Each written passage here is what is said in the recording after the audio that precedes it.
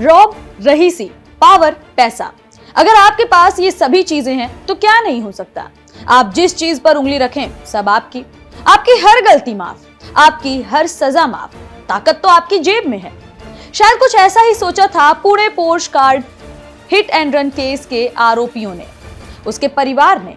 तभी तो ना जाने कितनी उल जुलूल हरकतें कर डाली, चाहे अलग अलग जुगाड़ करके पुलिस को गुमराह करना हो, चाहे पैसे के दम पर न्याय के साथ खिलवाड़ करने की कोशिश करना हो, चाहे किसी गरीब को फंसाकर खुद को आजाद करने की, बेगुनाह करने की कोशिश करना हो।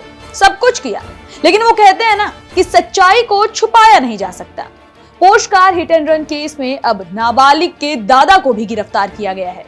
क्या है पूरा मामला, एक बार फिर से देखिए हमारी इस खास रिपोर्ट में। नमस्कार, मैं हूं किरण, आप देख रहे हैं डेली लाइन।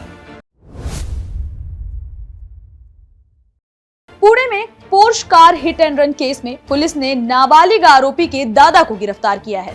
आरोपी पर ड्राइवर को झूठा बयान देने के लिए धमकाने का आरोप लगा है।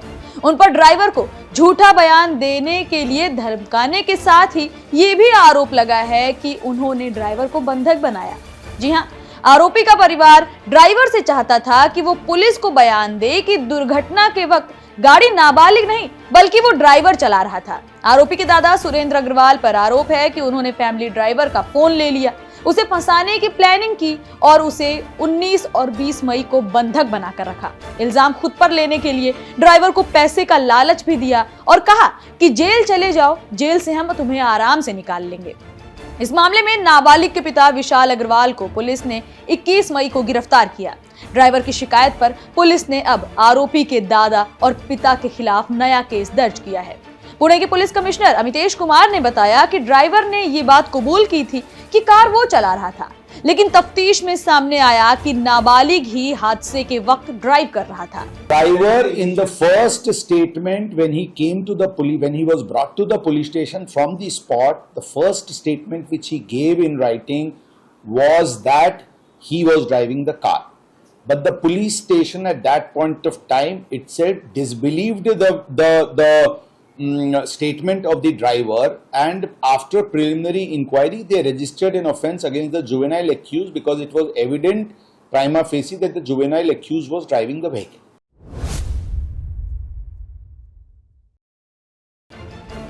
आरोपी के दादा और पिता सहित अब तक 7 लोग इस केस में गिरफ्तार किए जा चुके हैं। इनमें आरोपी के पिता और दादा के साथ ही 2 पब के मालिक, मैनेजर और स्टाफ शामिल हैं। इन सभी पर नाबालिग आरोपी को शराब परोसने का आरोप लगा है। एफआईआर की माने तो नाबालिग के पास ड्राइविंग लाइसेंस नहीं था। आरोपी के पिता को पता था कि बेटा शराब पीता है, बावजूद इसके उसे गाड़ी दे दी।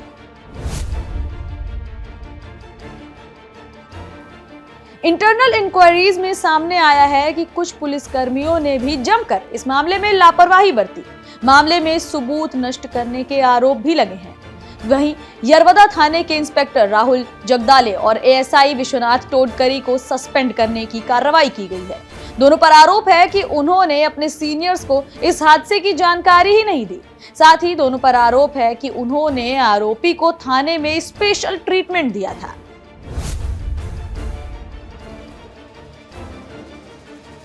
18 और 19 मई की रात लग्जरी पोर्श कार से आरोपी ने बाइक सवार युवक युवती को टक्कर मारी। हादसे में आईटी सेक्टर में काम करने वाले 24 साल के अनीश अवधिया और 25 साल की अश्विनी कोष्टा की मौके पर ही मौत हो गई।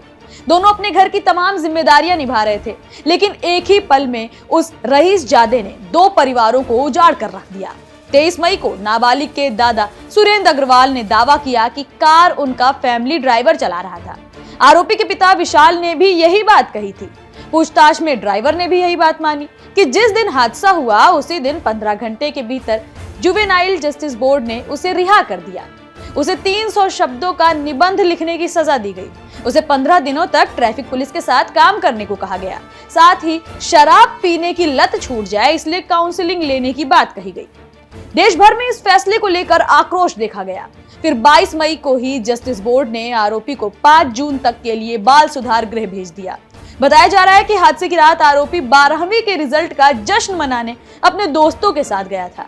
उसने महज 90 घंटे में 48,000 रुपए की शराब पी और अपने दोस्तों को पिलाई। फिर रात करीब 2 बजे कार से एक्सीडेंट हुआ। जानकारी के मुताबिक आरोपी 200 किलोमीटर प्रति घंटे की रफ्तार से कार चला रहा था। पुलिसिया तफ्तीश आगे बढ़ी तो अब इस मामले में खुलासा हुआ कि आरोपी का परिवार जबरन ड्राइवर को फंसाने की कोशिश कर रहा था।